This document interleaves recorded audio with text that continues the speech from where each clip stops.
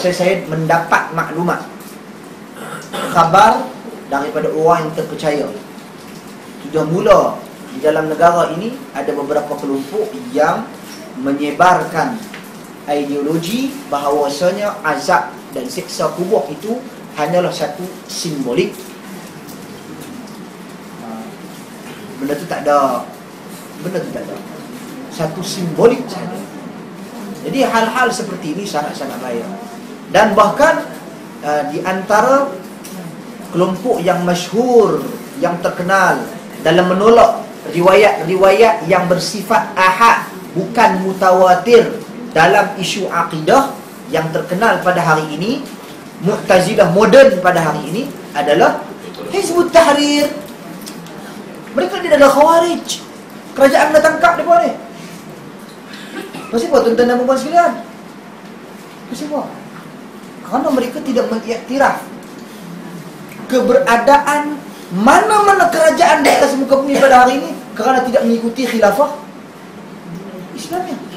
Tak kira. Bahkan ada pelampau daripada kalangan mereka yang mana menjelaskan bahawa kita tak perlu patuh undang-undang jalan raya, kita tak perlu ni, kita tak perlu patuh, kita tak perlu bayar cukai apa semua. Sebab apa? Sebab kita tidak ada khilafah Islamiah. Selama mana tidak ada khilafah Islamiah, maka bagi mereka tidak ada taat. Ini jelas satu salah faham yang besar tentang agama, tuan-tuan dan puan sekalian. Sedangkan kalau hadis Nabi sallallahu alaihi wasallam sendiri sebut, Nabi sendiri sebut, isma'u wa ati'u li ulil amri minkum walau daraba dhahrakum walau akhadha malakum. Kamu kena dengar, kamu kena taat pada pemerintah kamu walaupun dia mengambil harta benda kamu, walaupun dia memukul belakang-belakang kamu. Menunjukkan sekiranya diperintah oleh pemerintah yang zalim pun kita kena taat. Zalim yang ambil harta, yang rampas harta, yang pukul kita, tak, kita kena taat dalam hal-hal yang ma'ruf lah.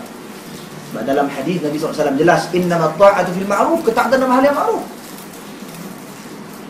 Apa yang saya nak bahaskan di sini, apabila kelompok-kelompok seperti ini, tuan-tuan dan puan sekalian, mereka merontak, membawa ideologi yang jelas menyimpang daripada prinsip dan manhaj ahli sunnah wal jamaah. Jadi kena hati-hati. Mana-mana kelompok pun cek pokok ni. Pokok ni mereka menolak hadis-hadis ahad. Mereka ni tolak perkara-perkara perbincangan tentang azab kubur, tolak, tak ada. Cuma ada sebilangan kecil yang baru menyertai mereka yang jahil tukir. Dia pun join. Oh, pasal apa? Pasal gerakan Hizbut Tahrir ni pusat dia di Palestin, pusat dia di Jordan. Dia satu gerakan besar worldwide je.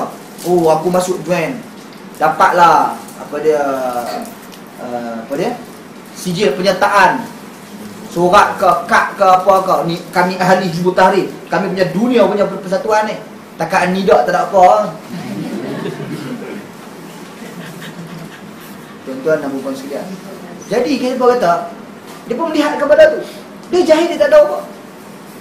Sebab tu bila kita tanya, saya azab kubur tuan, saya sebenarnya yang mengasaskan, yang mula menggerakkan gerakan seperti ini, Hizbut Tahrir ini, asas-asas mereka adalah menolak kepercayaan.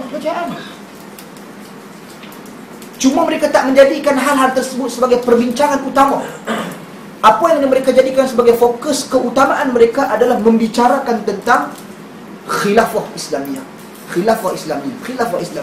Selama mana tak ada khilafah Islamiyah, selama tu daripada berdemu. Khilafah. Tapi risalah orang didistribute di masjid. Ya. Risalah mereka didistribute di masjid, diedarkan di masjid. Jumpa, rampak. Ambil. Tanya dia, anda dapat kebenaran siapa ni edar ni? Bagi tak Jaiz tak? Laporkan pada Jaiz.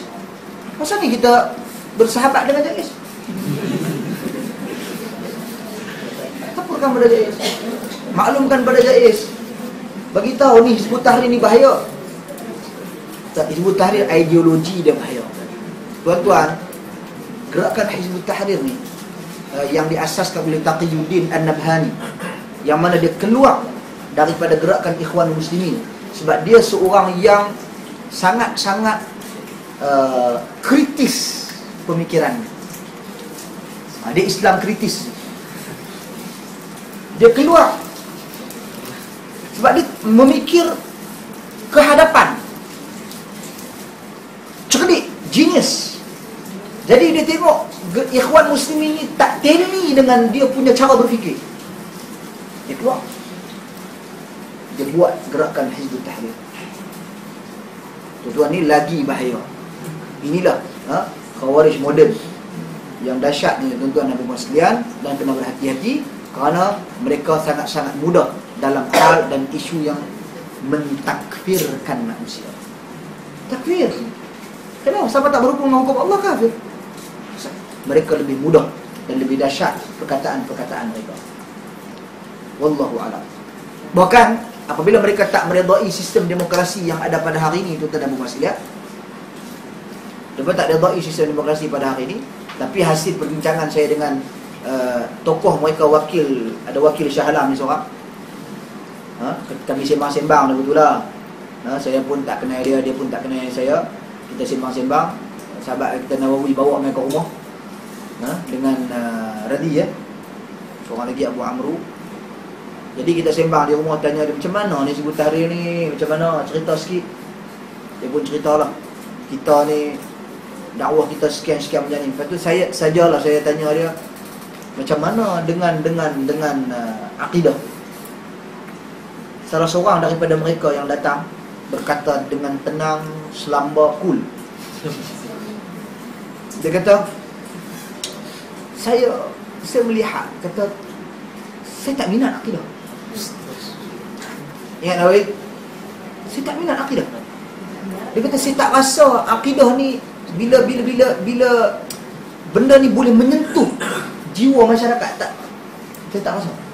Dan saya tak minat. Tuan-tuan dan puan sekalian, tujuan Nabi sallallahu alaihi wasallam memutuskan untuk tauhid. Nak lari mana daripada akidah? Jadi jelas daripada situ prinsipnya telah tersasar jauh. Jadi berhati-hati dengan kelompok seperti ini. Jadi kita ahli sunnah zaman Nabi SAW sampai kepada kita, sampai kepada hari kiamat, beriman dengan wujudnya azab. Beriman dengan wujudnya azab.